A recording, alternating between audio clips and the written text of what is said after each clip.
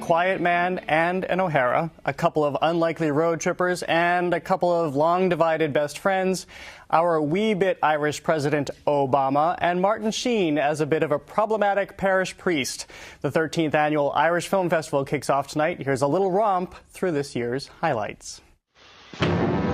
The Irish Film Festival's grand finale this year is John Ford's Homeland homage, The Quiet Man, screened with a rare archival print for its 60th anniversary. Oh, but the kissing's a long way off yet. Huh? Well, we just started the courting, and next month we'd start the walking out together, and the month after that there'll be the thrashing parties, and the month after that Nope. The rest of the festival, organizers say, is about looking forward in Irish film. Your name's Patricia. After you. The Shore, this year's Oscar winner for Best Short Film, stars Ciarán Hinds as a man ambivalent about reuniting with his best friend after 25 years apart. And I just couldn't face the thought of him telling me how I'd betrayed the both of them. And I will be your president too. And that's the man that has caused all the trouble in Moneygall. The Road to Moneygall is a charming documentary about Henry Healy, President Barack Obama's Irish cousin.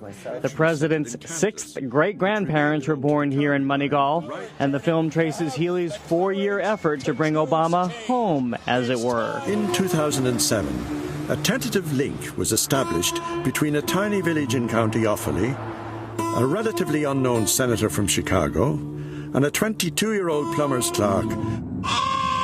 Stop the car. What's wrong? Just stop the car. Behold the Lamb is a U.S. premiere. Set in Northern Ireland, it's a refreshing switch-up.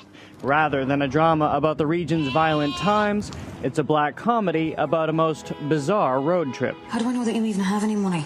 I have money. I'm an accountant.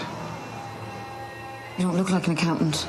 Finally, opening night features the film Stella Days, starring Martin Sheen as a late 1950s parish priest, a forward-thinking one, contending with shifting societal values and conservative detractors, like Brendan, played by Stephen Ray. Modern conveniences, properly supervised and used to the right purpose, can be a great help to our people. It's a well-curated lineup, a testament to Ireland's cinematic genius. And with me now are star of Stella Days, Stephen Ray, who you might also know from films like The Crying Game and V for Vendetta, and Don Morrissey, co-director of the Irish Film Festival. Welcome to both of you. Thank you. Hey. So, Stephen, what would you say is sort of the voice of Irish film today? Has it evolved into a sort of a distinct character in its own right?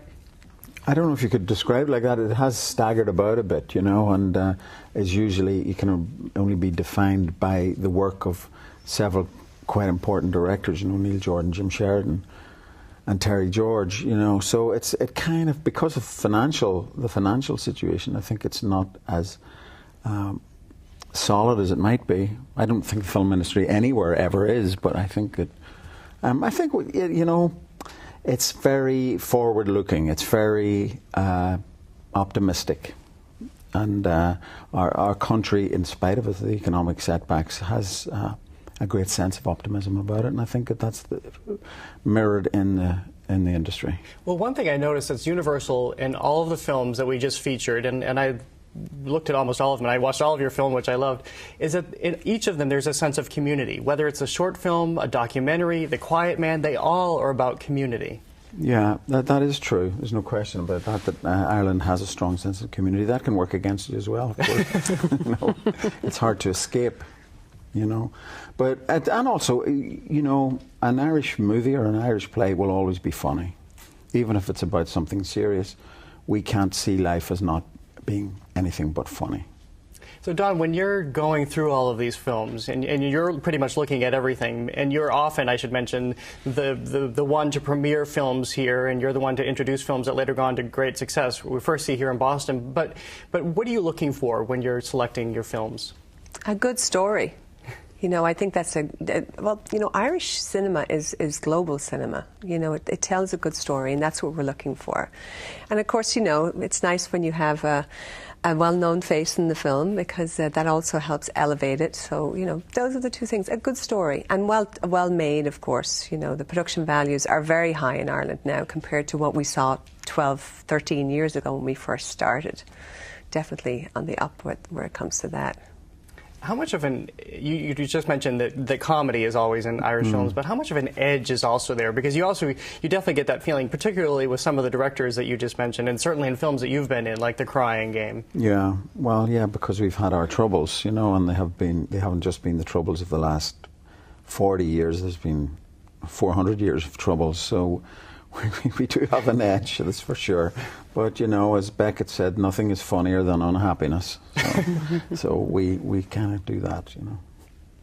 What kind of legacy do you see? It's interesting that you have that you're featuring the quiet man, and what sort of legacy do you see that has had over the subsequent 60 years? Does it have a legacy? You know, because it was made by John Ford, but about sort of his Irish roots. Well, I mean, it's sometimes described as an Irish film, but it's not really. It's an American film made in Ireland, and John Ford, it was very much an American, there's no question about that. And the Ireland that he imagines is a very strange, whimsical place. It's not the reality, but it doesn't mean it's not a brilliant film, because it is.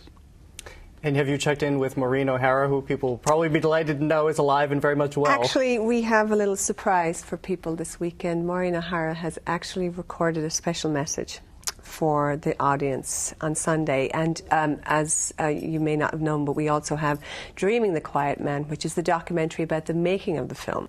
So Shay Mary Doyle, who's the director, went to Maureen in Cork last week and recorded a message. So it arrived today.